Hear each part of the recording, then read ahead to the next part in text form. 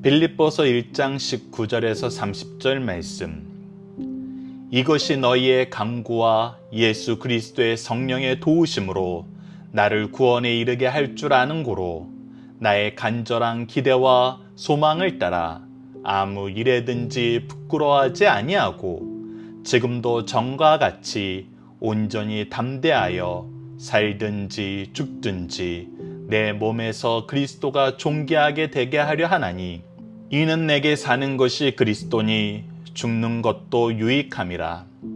그러나 만일 육신으로 사는 이것이 내 일의 열매일진데 무엇을 택해야 하는지 나는 알지 못하노라.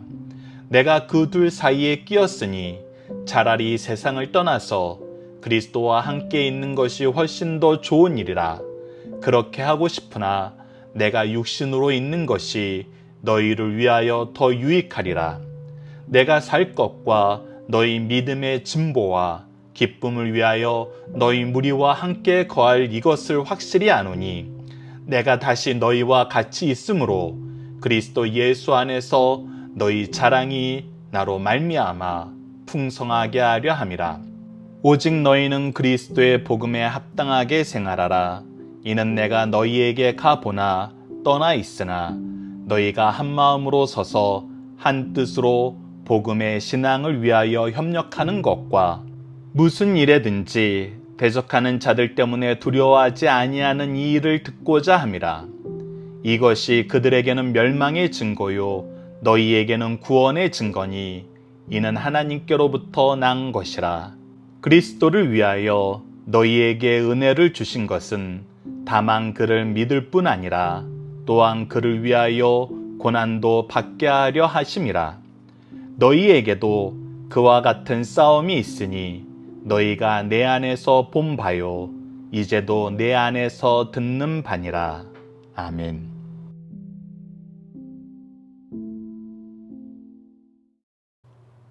안녕하세요. 승리한 상가족 여러분, 그리고 강성성경연구원 여러분, 오늘은 빌립보서 네 번째 시간으로 빌립보서 1장 19절에서 30절 말씀을 그리스도를 위하여 고난도 받게 하심이라 라는 제목으로 함께 말씀을 나누도록 하겠습니다. 우리가 지난 시간에도 주의 깊게 살펴보았지만 우리가 고난 가운데에서도 이 고난을 이기는 승리의 역사를 어떻게 소유하게 되냐는 것입니다. 우리가 고난 가운데 삶의 내용을 무엇을 두어야지 이 고난을 이기는 하나님의 은혜의 역사를 경험할 수 있냐는 것입니다. 이것은 우리가 사도행전서부터 끊임없이 확인했던 거지만 예수 그리스도의 복음의 역사라는 것을 우리가 확인했습니다. 우리가 어떠한 환경 속에서도 예수님께서 승천하시면서 땅끝까지 이르러 내 증인이 되라 하신 이 증인의 삶을 살게 하시기 위해서 우리에게 능력을 주시고 우리와 함께 하시고 우리에게 결과를 책임져 주시는 이 약속이 있었고, 우리가 어떤 상황에 놓이든지 간에 이 약속이 성취되는 것을 통해서 우리가 하나님의 말씀 안에, 하나님의 계획 안에서, 예수 그리스도의 언약 안에서, 성령의 역사하심 안에서 이 승리를 소유한다는 것을 확인할 수 있었습니다. 그래서 이 확인이 굉장히 중요합니다. 말씀은 생명력이 있기 때문에 단순히 어떤 말씀으로, 교훈으로 끝나지 않습니다. 반드시 우리 삶의 역사로 나타나고 증거로 나타납니다. 옥중서신은 사실 이 부분을 우리에게 너무나 잘 보여주고 있습니다. 그리고 이 부분을 보여주는 증거로 말씀을 시작했습니다. 그리고 우리가 이 증거 안에서 그리스도의 영광을, 그리스도의 기쁨을 위해서 사는 것이 우리의 삶의 목적임을 신앙의 선배, 우리 영적 스승들의 고백을 통해서 확인하게 하셨습니다. 그리고 나서 이 환난을 이기는 삶의 모습을 우리에게 다시 한번 강조해 줍니다. 첫 번째는 우리가 가져야 되는 믿음입니다. 자, 19절을 보십시오. 이것이 너희의 강구와 예수 그리스도의 성령의 도우심으로 나를 구원에 이르게 할 줄 아는 고로 라고 기록되어 있습니다. 즉, 내가 무엇인가를 통해서 구원에 대한 확신을 갖게 되는데, 이 구원에 대한 확신이 무엇을 통해서 나타나냐면 예수 그리스도의 성령의 도우심으로 나타난다는 것입니다. 왜 예수 그리스도의 성령의 도우심으로 나타난다고 고백합니까? 이 부분에 대해서 우리가 로마서 8장 26절을 통해서 확인할 수 있습니다. 아래 적혀놨는데 이와 같이 성령도 우리의 연약함을 도우시나니 우리는 마땅히 기도할 바를 알지 못하나 오직 성령이 말할 수 없는 탄식으로 우리를 위하여 친히 간구하시느니라. 즉 우리의 삶의 역사에 성령의 도우심, 성령의 간구하심, 성령의 증거가 나타나게 된다는 것입니다. 그러면서 동시에 우리가 무엇도 경험하냐면 너희의 간구, 즉 성도들의 기도도 경험합니다. 이 성도들의 기도에 대해서 이 기도의 능력이 어떠한지를 사도행전에서 우리에게 보여주는 부분인데 그것이 무엇이냐 바로 사도행전 12장 5절입니다. 베드로가 옥에 갇혔을 때 이에 베드로는 옥에 갇혔고 교회는 그를 위하여 간절히 하나님께 기도하더라. 즉 하나님을 신뢰하면서 하나님의 역사가 나타나길 기도하는 그 기도의 역사, 즉 이거는 기도로 하나됨의 역사입니다. 이 기도가 얼마나 놀라운 거냐면 베드로는 옥에 갇혔고 성도들은 지금 교회에 있는데 그들이 지금 무엇으로 하나 되고 있냐면 기도로 하나 되고 있다는 것입니다. 자, 그래서 사도의 입장에서 우리가 믿음으로 먼저 된 스승의 입장에서 내가 하나님의 구원의 역사에 대한 확신을 더더욱 갖게 되는 거, 이 부분에 대해서 더욱 인정하고 더 의지하게 되는 것은 우리가 기도로 하나 될 수 있는 영적인 공동체를 하나님께서 허락해 주셨고 성령의 도우심으로 끊임없이 어떤 상황 속에서도 예수 그리스도의 언약의 성취를 보게 하신다는 거예요. 말씀을 땅끝까지 전하게 하시기 위해서는 우리에게 하나님께서 준비해 주신 은혜의 역사가 계속 갱신되고 있다는 것을 우리에게 보여준다는 것입니다. 그래서 이 역사가 계속 나타나는 걸 통해서 우리가 이 구원에 대한 확신이 있다는 거예요. 특히 이 구원에 대한 확신에 대해서 얘기할 때 이 빌립보서 4장 19절의 구원의 이 단어는 어떤 때에는 탈출이라는 의미를 가진 단어로도 번역이 됩니다. 그래서 이 부분에 대해서 최근에 새 번역이나 아니면 영어권 번역에서는 우리가 salvation이라는 이 단어를 쓰지 않고 우리가 자유롭게 놓인다라는 단어를 주로 사용하는데, 그래서 이것을 소극적으로는 지금 현재 감옥에 갇힌 상태에서 편지를 쓰지만 곧 하나님께서 우리의 교제를 더욱더 강하게 연결시키기 위해서 나를 자유롭게 하여서 너희와 직접 교제하게 만들 것이라는 그 소망을 가진 말씀도 되지만, 동시에 이 구원이라는 단어가 신약에서 어떻게 쓰였는지를 확인해 보면은 누가복음 1장에서 사가랴의 기도를 통해서 메시아를 통한 구원의 성취를 바라보면서 이것이 이제 이루어지기 시작했음을 오늘 본문에 나온 이 구원이라는 단어를 사용했고, 또 예수님께서 삭개오의 집에서 삭개오의 회심을 통해서 구원을 선포할 때도 이 집에 구원이 이루어졌다고 얘기할 때도 바로 이 단어를 썼기 때문에 이것은 하나님을 통해서 우리가 경험하게 되는 구원의 내용하고도 동일한 의미를 가질 수 있다는 것입니다. 그래서 이 두 가지, 탈출이라는 의미와 또 이 하나님께서 우리에게 주신 구원이라는 의미가 전반적으로 어떻게 우리가 포괄적으로 해석할 수 있는지를 보면은 하나님께서 계획하신 구원의 역사는 우리 삶 속에서 항상 성취된다는 것입니다. 구원을 이루시는 하나님의 역사는 반드시 이루어지고, 이 구원의 성취에 대한 확신을 우리가 가질 수 있는 것은 우리가 성도의 교제를 통해서, 특히 함께 기도함으로 멀리 떨어져 있으나 다른 상황에 있으나 그리스도의 이름으로 하나 된 이 기도를 통해서, 그리고 성령의 도우심의 역사를 통해서 우리 삶 속에 항상 증거되고 있다는 것입니다. 믿음의 역사가 항상 나타나고 있다는 것입니다.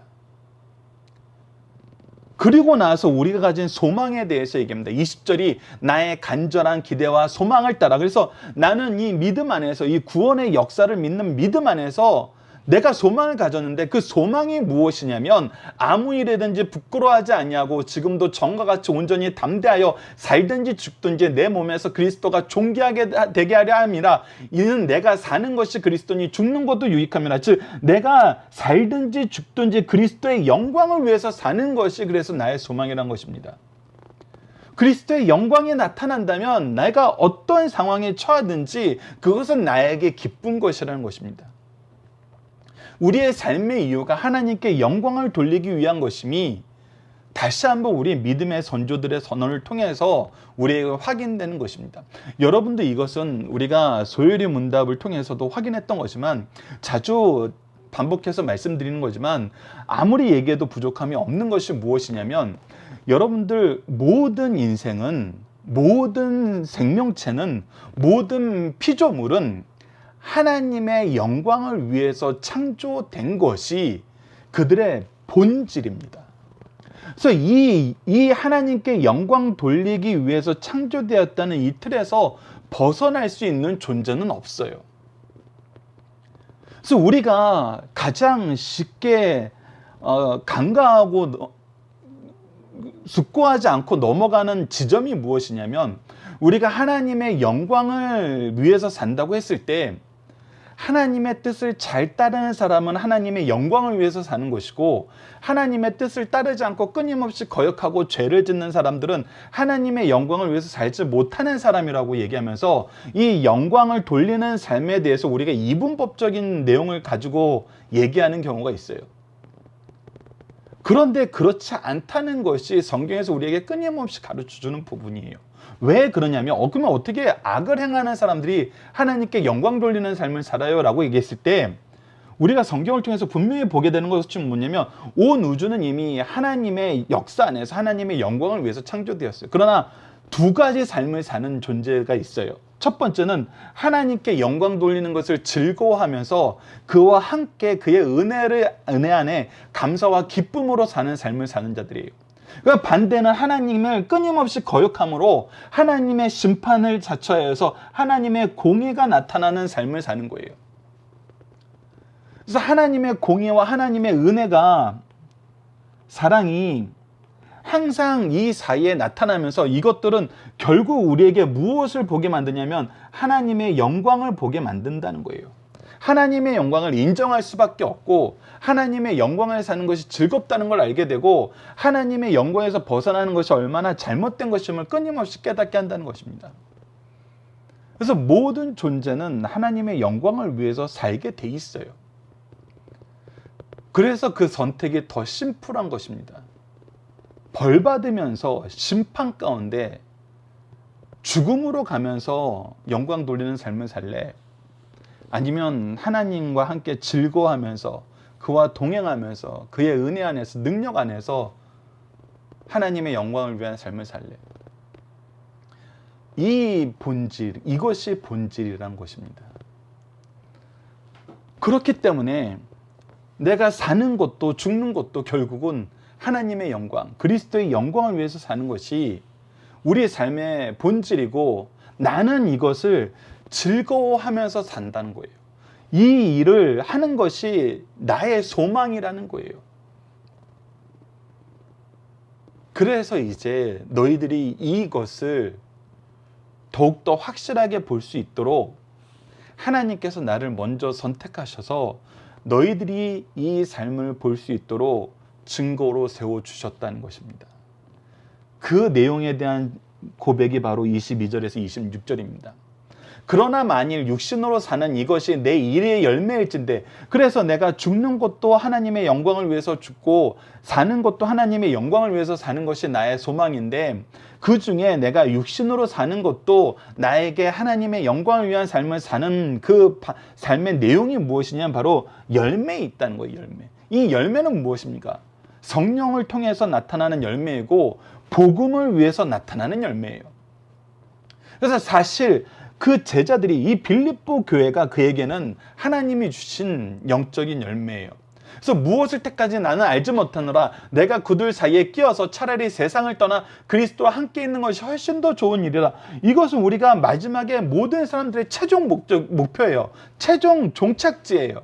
우리 모든 사람들이 원하는 거예요. 그래서 이곳에 내가 먼저 빨리 도달하는 것이 나로서는 너무나 기쁘고 나로서는 너무나 가장 바라는 그거라는 거예요. 그렇게 하고 싶으나 내가 육신으로 있는 것은 너희를 위하여 더욱 유익하니, 그러나 하나님께서 나에게 주신 열매인 내 제자들, 내 영적 자녀들을 위해서 하나님께서 나를 그곳에서 쓰시겠다고 하면은 이것 또한 나에게 기쁨이 된다는 거예요. 내가 살 것과 너희 믿음의 진보와 기쁨을 위하여 너희 무리와 함께 거할 이것을 확실히 아노니, 그래서 나는 내가 하나님의 쓰임받는 너희들을 위해서 준비된 하나님의 은혜의 통로로, 축복의 통로로 나를 통해서 하나님이 나의 삶을 통해서 무엇을 이루는지를 확신하냐면 너희 믿음의 증거와 믿음 안에서 누리는 기쁨을 더욱더 확실하게 하실 것을 안다는 거예요. 여러분, 이것이 정말 영적 스승으로서 가지게 되는 가장 기쁜 모습입니다. 내가 이 인생을 왜 사는가? 내 개인에게도 이 질문이 어떤 삶이 나의 인생에 의미가 있는 것일까? 우리가 얼마나 많은 질문을 합니까? 때로는 이 질문에 대한 잘못된 대답을 낼 때도 있고, 아니면 이 질문을 회피하기 위해 우리가 더 많은 욕망으로 우리의 삶을 채우기도 합니다.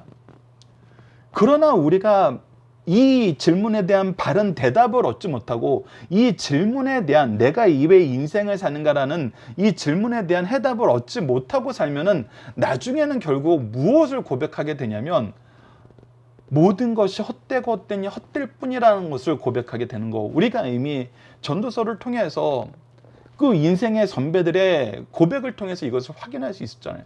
때로는 지금 현재 이 정도 삶을 살아도 우리가 헛된 일에 얼마나 우리의 인생을 낭비했는가, 우리 스스로도 얘기할 수 있는 내용들이 참 많잖아요.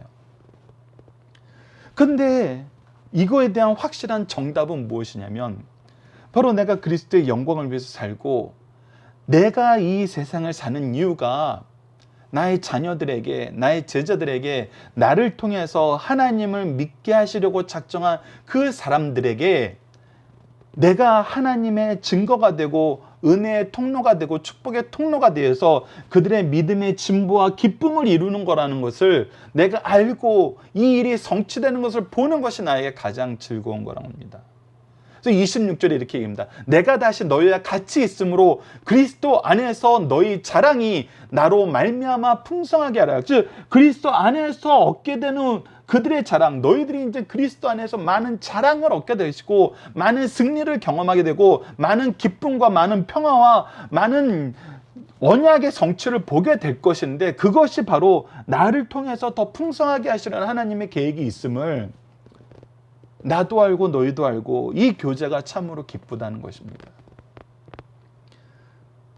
그래서 너희들이 나를 통해서 그 증거를 보고 이제 이렇게 살라는 것입니다. 그것이 바로 27절에서 30절입니다.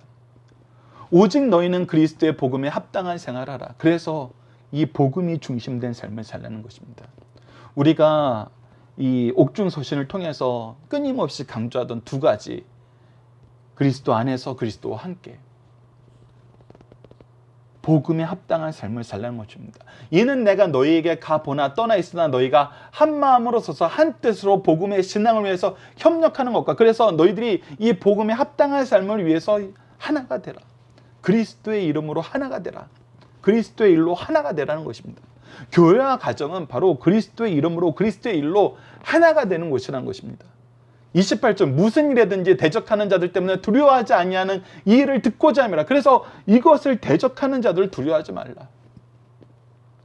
너희들을 미워하는 자들을 두려워하지 말라. 너희들을 방해하는 자들을 두려워하지 말라. 너희들을 핍박하는 자들을 두려워하지 말라. 이것이 그들에게는 멸망의 증거예요. 너희에게는 구원의 증거니. 그럼 이 핍박을 통해서 너희들이 얻게 되는 확실한 증거는 무엇이냐면 너희들은 구원 안에서 승리하게 된다는 것이고 오히려 그들에게는 하나님의 심판으로 멸망으로 가게 된다는 이 증거만 나타나게 된다는 거예요. 이는 하나님께로부터 난다. 그래서 이 일을 성취하시는 분이 누구라는 거예요? 하나님이시라는 거예요. 여러분, 이 부분에 대해서는 성경의 여러 내용을 통해서 우리에게 확인이 됩니다. 데살로니가후서 1장 4절로 9절 말씀 아래 적어놨는데 한번 보십시오. 그러므로 너희가 견디고 있는 모든 박해와 환난 중에 너희 민내와 믿음으로 말미암아 하나님의 여러 교회에서 우리가 친히 자랑하노라. 지금 박해와 환난 가운데 있지만 이 박해와 환난 가운데서 우리가 가지고 있는 확실한 증거들, 하나님의 역사를 통해서 우리가 얻게 되는 증거들이 있는데 그것이 무엇이냐면 이는 하나님의 공의로운 심판의 표요 너희로 하여금 하나님의 나라에 합당한 자로 역임을 받게 하려 하니라. 하나님의 공의로운 심판을 내리시고 너희들은 하나님 나라에 합당한 자로 오히려 이 고난이 증거가 되는 삶을 살게 한다는 거예요. 그 나라를 위하여 너희가 또한 고난을 받느니라. 너희로 환난을 받게 하는 자들에게는 환난으로 갚으시고 환난을 받는 너희에게는 우리와 함께 안식으로 갚으시리니, 즉 우리를 끊임없이 핍박하는 자들에게 하나님께서 그들을 반드시 심판하시는데, 그들이 계획한 것처럼 그들이 우리를 공격했던 그 공격의 올무가 오히려 그들에게 돌아갈 것이고, 오히려 우리에게는 하나님께서 주시는 평안을, 안식을 주신다는 거예요. 하나님의 공의신이 주 예수께서 자기의 능력의 천사들과 함께 하늘로부터 불꽃 가운데 나타나실 때 하나님을 모르는 자들과 우리 주 예수 복음에 복종하지 않는 자들에게는 형벌을 내리시리니, 이런 자들은 주의 얼굴과 그의 힘의 영광을 떠나 영원한 멸망의 형벌을 받으리라. 그래서 이들에게는 심판만 있다는 거예요. 그러나 우리는 어떤 삶을 산다는 것입니까? 로마서에 우리에게 얘기해 준 것처럼 로마서 8장 17절, 자녀이면 또한 상속자요, 즉 하나님의 상속자요, 그리스도와 함께한 상속자니 우리가 그와 함께 영광을 받기 위하여 고난도 함께 받을 것입니다. 이 고난은 우리에게 피할 수 없는 것이에요. 하지만 이 고난은 우리가 반드시 이기게 되는 고난이고, 오히려 우리에게 구원의 확신과 하나님의 역사의 증거를 우리에게, 우리 자녀들에게, 우리 제자들에게, 오고 가는 모든 세대의 신자들에게 오려 보여주는 증거가 될 뿐이라는 것입니다. 로마서 5장 3절로 4절도 봅시다. 다만 이뿐 아니라 우리가 환난 중에도 즐거워하나니 이는 환난은 인내를, 인내는 연단을, 연단은 소망을 이루는 줄 알미라. 소망이 우리를 부끄러워하지 아니함은 우리에게 주신 성령으로 말미암아 하나님의 사랑이 우리 마음에 부음받음이라. 우리가 반드시 승리할 것을 소망하게 되는데, 이 소망이 부끄러워지지 않는 이유는 성령으로 말미암아 하나님의 사랑이 우리에게 풍성히 나타나서 우리를 도우시고 보호하시고 승리하게 하시고 책임져 주시는 하나님의 일하심을 더욱더 분명히 보게 된다는 것입니다. 그래서 우리는 어떠한 삶을 사느냐? 29절 30절입니다. 그리스도를 위하여 너희에게 은혜를 주신 것은 다만 그를 믿을 뿐 아니라 또한 그를 위하여 고난도 받게 하려 하심이, 믿음의 역사와 고난의 역사가 우리에게 같이 있다는 것입니다. 너희에게도 그와 같은 싸움이 있으니 너희가 내 안에서 본 바요 이제도 내 안에서 듣는 바니라. 그러나 너희들이 나를 보면서 이 싸움의 시작이 어떻게 되었고 과정이 어떻게 되었고 결과가 어떻게 되는지를 보고 이 싸움의 승리를 주시는 하나님의 은혜를 나를 통해서 확인하고 나의 삶을 통해서 너희들이 그 증거를 더욱더 확실하게 얻으란 것입니다. 그래서 그리스도의 복음의 길을 떠나지 말라는 얘기를 하면서 오늘 본문 말씀은 마무리가 됩니다. 자, 본문의 중심 사상을 봅시다. 첫째, 성도는 살든지 죽든지 자신에게서 그리스도가 존귀하게 되면 만족한다는 것입니다. 이러한 삶을 보여주는 대표적인 인물이 바울 사도입니다. 그리스도의 영광만 위하여 복음을 증거하던 바울은 복음 사역을 위한 생사관을 밝히고 있어요. 그는 살아도 그리스도를 위하여 살고 죽어도 그리스도를 위하여 죽기로 다짐하였어요. 그러나 이 다짐이 사실은 우리 인생의 본질이라는 거예요. 하나님의 영광을 위해서 사는 거, 그리스도의 영광을 위해서 사는 것, 이것이 우리가 창조된 목적이고, 이렇게 살 수밖에 없고, 이렇게 사는 것을 살 때 이렇게 살기 위해서 우리가 어떤 길을 선택하는지만 주어진다는 거예요.